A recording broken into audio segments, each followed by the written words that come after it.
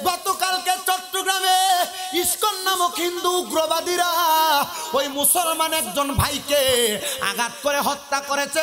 মুসলমানের মসজিদের মধ্যে তারা ইট পাটকেল নিক্ষেপ করেছে।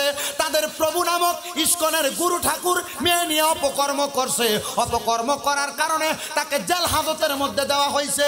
কিন্তু ওই ইসকনের উগ্রবাদীরা মুসলমানের মসজিদের মধ্যে হামলা করেছে, মুসলমানের উপরে হামলা করেছে। বাংলার মুসলমানের ইমাম যদি থাকে গুরু গোবিন্দর মতো শক্তি নিয়ে ইসকন যদি মুসলমানের উপরে হামলা চালায়, আল্লাহর কসম মুসলমানেরা ইসকন নামক হিন্দুত্ববাদী উগ্রবাদীদেরকে শাহজালালের মতো আল্লাহু আকবারের ধ্বনি নিয়ে ইসকনদেরকে বাংলা থেকে উৎখাত করবে। কথা বলেন ঠিক কিনা?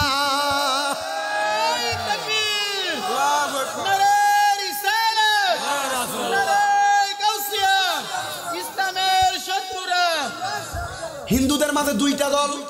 কয়টা দল? দুইটার মধ্যে যারা সনাতনী তারা নরমাল ভাবে চলে, কারোর সাথে ঝামেলায় যায় না। কিন্তু ইসকন নামক সংগঠনটা বড় উগ্রবাদী সংগঠন। আগে জঙ্গি টোয়াইতো মাদ্রাসায়, এখন জঙ্গি দেখা যায় ইসকনের এখানে। কথা কন না কেন? বাংলাদেশের অন্তর্বর্তীকালীন সরকার ডক্টর মোহাম্মদ ইউনূস সাহেব, আপনার কাছে আমরা জানান করতে চাই, আমাদের একজন ভাই অ্যাডভোকেট ছিল, ইসলাম ধর্মের পক্ষে সে কথা বলেছে, ওই ব্যক্তিকে হত্যা করেছে ওই ইসকনের যে উগ্রবাদীরা বাংলাদেশের মসজিদের মধ্যে আঘাত করেছে। মসজিদে আঘাত করে কোটি কোটি মুসলমানদের অন্তরের মধ্যে কলিজার মধ্যে আঘাত করেছে। যে ইসকনের সদস্যরা এই মুসলমানদের মসজিদের মধ্যে আঘাত করেছে, বাংলার কাঠগড়ার মধ্যে হিন্দুত্ববাদী ইসকনদের শাস্তি হওয়া লাগবে। কথা বলেন ঠিক কিনা?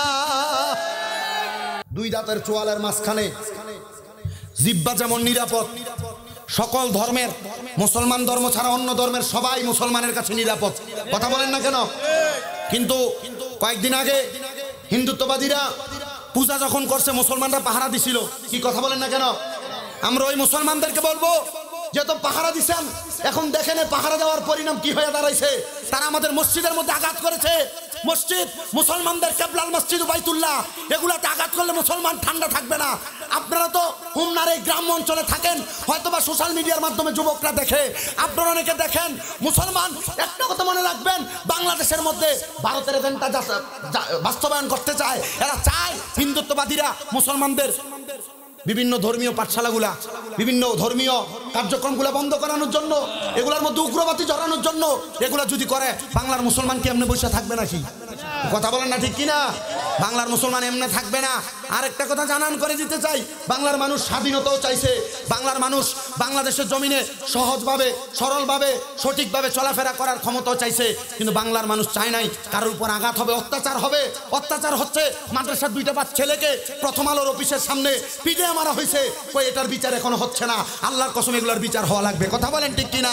মুসলমান যদিও দুনিয়ার জমিনের ভিতরে বিচার না হয়, মুসলমান যদি আমাদের সেজদার মধ্যে যে আল্লাহর কাছে বিচার দেয়, এটার বিচার কিন্তু হবে। কথা বলেন না কেন?